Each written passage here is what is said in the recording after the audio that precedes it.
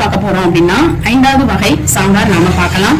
ஏற்கனவே 4 வகையான சாம்பார் நம்ம சேனல்ல இருக்கு, நீங்க பாருங்க. இன்னைக்கு நம்ம இந்த சாம்பார் ஒரு புது வகையான சாம்பார் எப்படி வைக்கிறது அப்படிங்கறத பார்க்கலாம். ஃபர்ஸ்ட் ஆயில் விட்டுக்கலாம், லேசா சும்மா அரிசி விட்டுக்கலாம். நாம இத இப்போ வறுக்க போறோம். கொஞ்சமா அரிசி போட்டுலாம். இந்த அரிசி நல்லா பொரியட்டும், நல்லா பொரியணும். அரிசி நல்லா பொரிஞ்ச உடனே நம்ம துவரம்பருப்பு போட்டுக்கலாம். இந்த துவரம்பருப்பு நல்லா ஃப்ரை ஆகட்டும். இந்த அரிசியும் துவரம்பருப்பு இப்போ ஃப்ரை ஆகுது. இப்போ இதுல நம்ம காஞ்ச மிளகாய் சேர்த்துடலாம்.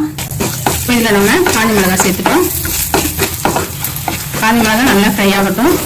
இதோட நாம இப்போ தனியா கொஞ்சம் சேர்க்க போறோம். இதுல கொஞ்சமா உங்களுக்கு சாம்பார் எவ்வளவு வைக்கிறீங்களோ அந்த அளவுக்கு தனியா சேர்த்துக்கலாம். இப்போ நம்ம அரிசி, துவரம்பருப்பு, காஞ்ச மிளகாய், தனியா சேர்த்துருக்கோம். இப்போ இது நல்லா ஃப்ரை ஆயிடுச்சு. இதை நம்ம நல்லா தண்ணி விட்டு அரைச்சி எடுத்துக்கலாம். இப்போ அடுத்து நம்ம என்ன செய்ய போறோம்? இப்போ நம்ம ப்ரெஷர் குக்கர் எடுத்துருக்கோம். இதுல வந்து வெள்ளை பூசணியும் இனிப்பு பூசணி, அதாவது மஞ்சள் நிறமா இருக்கும் இல்லையா, 2 பூசணி வகைகளை நம்ம சேர்க்க போறோம். இந்த சாம்பாருக்கு இந்த தண்ணி காய்கள் தான் நல்லா இருக்கும். அதனால நம்ம இந்த 2 பூசணியும் சேர்த்துக்கலாம். தண்ணி ஊற்றி இப்போ கொஞ்சமா இப்போ மஞ்சள் போட்டுக்கலாம். நாம ப்ரெஷர் விட்டுலாம். இப்போ நாம இந்த சாம்பாருக்கு என்ன அரைக்கலாம் அப்படின்னு பாத்தீங்கன்னா, ஒரு கைப்பிடி அளவுக்கு தேங்காய் சேர்த்துக்கலாம், கொஞ்சமா ஜீரகம் சேர்த்துக்கலாம், கொஞ்சமா கருவேப்பிலை சேர்த்துக்கலாம். இதை நல்லா அரைச்சி எடுத்துட்டு வந்துடலாம். இப்போ இந்த தேங்காய் நம்ம அரைச்சோம் இல்லையா, அதை பால் எடுத்து வச்சுக்கலாம். நம்ம இந்த சாம்பாருக்கு இந்த தேங்காய் பால் தான் விட போறோம். நம்ம இதை பால் எடுத்து வச்சுக்கலாம்.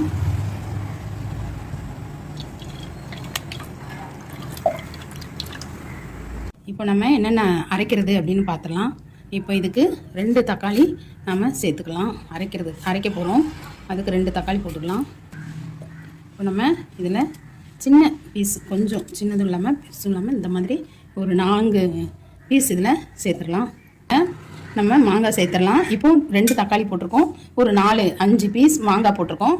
இதில் இப்போ நம்ம வறுத்து வச்சோம் இல்லையா, இந்த கலவையும் இதில் சேர்த்துடலாம். இதில் வந்து துவரம்பருப்பு, அரிசி, காஞ்ச மிளகாய் போட்டிருக்கோம். இதையும் நம்ம சேர்த்து மையா அரைச்சி எடுத்துட்டு வந்துடலாம். இப்போ நம்ம தவா வச்சுக்கலாம். அதில் வந்து நெய் விட்டுக்கலாம். சாம்பாருக்கு தேவையான அளவு நெய் விட்டு தாளிக்க போகிறோம். இப்போ கடுகு போட்டாச்சு, கொஞ்சமாக கடலைப்பருப்பு போட்டுக்கலாம், வெந்தயம் போட்டுக்கலாம், ஜீரகம் சேர்த்துருக்கோம், கொஞ்சமாக உளுந்து சேர்த்துக்கலாம். இது நல்லா பொரியட்டும். இப்போ நல்லா பொரிஞ்சிருச்சு. இதில் கருவேப்பிலை சேர்த்துடலாம். கருவேப்பிலை சேர்த்துட்டு பொடியாக நறுக்கின இஞ்சி சேர்த்துக்கலாம். நல்லா நசுக்குன பூண்டு சேர்த்துக்கலாம். அந்த பூண்டு நல்லா ஃப்ரை ஆகணும். அப்புறம் இந்த 2 காஞ்ச மிளகாய் சேர்த்துக்கலாம். அப்புறம் 2 பச்சை மிளகாய் நம்ம கீரி வச்சுருக்கோம், அதை சேர்த்துருக்கோம். இப்போ இது நல்லா ஃப்ரை ஆகட்டும். அந்த பூண்டு ஃப்ரை ஆகிறது நல்ல ஒரு மணமாக நல்லாயிருக்கும். நல்லா ஃப்ரை ஆகட்டும்.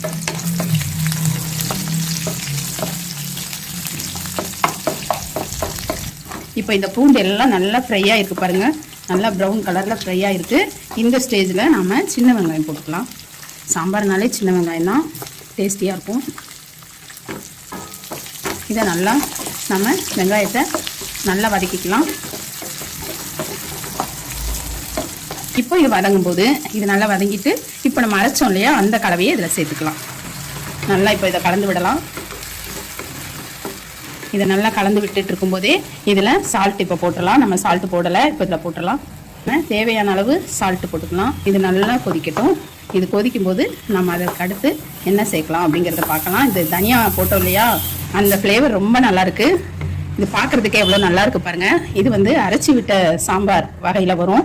ரொம்ப டேஸ்டியாக இருக்கும். நம்ம துவரம்பருப்பு எதுவுமே வேக வச்சு போடலை, கொஞ்சமாக ஃப்ரை பண்ணி போட்டிருக்கோம், அவ்வளோதான். இந்த சாம்பார் இந்த மெத்தடில் வைங்க, இதுவும் ஒரு சுவையாக இருக்கும். இப்போ இது காய் பாருங்க நல்லா வெந்திருக்கு. இப்போ இந்த வெந்த காயை நீங்க கொஞ்சம் மசிச்சு விட்டுக்கலாம். ஏன்னா அப்போ இதுல கொஞ்சம் கொழப்பு கிடைக்கும். எதுக்காக நம்ம இப்போ அந்த தண்ணி காய் நம்ம சேர்த்தோம் அப்படின்னா, நம்ம பருப்பு சேர்க்கல இல்லையா, அதனால நம்மளுக்கு அந்த கொழப்பு கொஞ்சம் கிடைக்காது. அதனாலதான் நம்ம அந்த தண்ணி காய் சேர்க்கணும். இந்த தண்ணி காய் 2ம் சேரும் போதுதான் நம்மளுக்கு அந்த சாம்பார் ஒரு கொஞ்சம் நல்லா வரும்.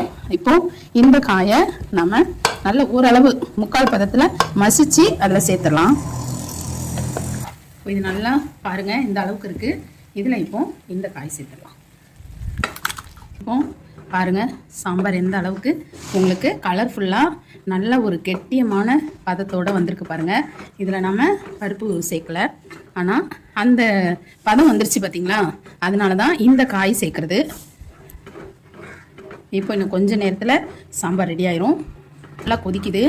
நல்லா கொதிக்கும் போது ஏன்னா அந்த தனியா சேர்த்துருக்கோம் இல்லையா, அதனால கொஞ்சம் நல்லா கொதிக்க விடணும்.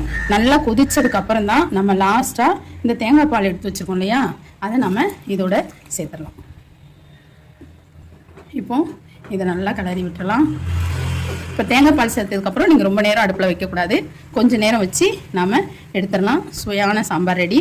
இப்போ நாம் இதில் மல்லி இலைகள் சேர்த்து அலங்காரம் பண்ணிடலாம். A few moments later. இப்போ மல்லி இலைகள் சேர்த்துட்டோம். இதுல மல்லி இலைகள் சேர்த்துட்டோம். இதுக்கு இன்னொரு பொருள் நம்ம சேர்ப்போம். எப்பொழுதுமே சாம்பார் என்ன சேர்ப்போம், வெல்லம் சேர்ப்போம் அல்லது நாட்டு சக்கரை சேர்ப்போம். இன்னைக்கு இந்த சாம்பாருக்கு நாம நாட்டு சக்கரை சேர்த்துக்கலாம். 1/2 டீஸ்பூன் கொஞ்சமா சேர்த்துக்கணும். சாம்பார் அப்படின்னாலே நீங்க அதுல வெல்லமும் நாட்டு சக்கரையும் சேர்க்கும் பொழுது உங்களுக்கு ஒரு டேஸ்ட் இருக்கும், அதை சொல்ல முடியாத ஒரு டேஸ்ட் கிடைக்கும். அதனாலதான் அதுவும் நீங்க அது போட்டதுக்கப்புறம் ஆஃப் பண்ணி மூடி வச்சிடணும். அதுக்கப்புறமா கொதிக்க விடக்கூடாது. இப்போ நம்ம ஸ்டவ் ஆஃப் பண்ணிடலாம். இப்போ சாம்பார் ரெடி ஆயிடுச்சு. இப்போ நம்ம இதோட 5 வகையான சாம்பார் நம்ம சேனல்ல வச்சிருக்கோம். நீங்க அந்த சாம்பார் எல்லாமே நீங்க பார்க்கணும், பார்த்து செஞ்சு பாருங்க. விதவிதமா செய்யலாம். இது ரொம்ப ரொம்ப எதுக்கு நல்லா இருக்கும்னா இட்லிக்கு ரொம்ப நல்லா இருக்கும், சாதத்துக்கும் நல்லா இருக்கும். நீங்க செஞ்சு பாருங்க. சாம்பார் சாப்பிட்டு பார்த்தாச்சா? வீடியோல காமிக்கலையா? சூப்பர் சாம்பார். ஆனா உப்பு கொஞ்சம் கம்மியா இருக்கு, உப்பு போடுங்க.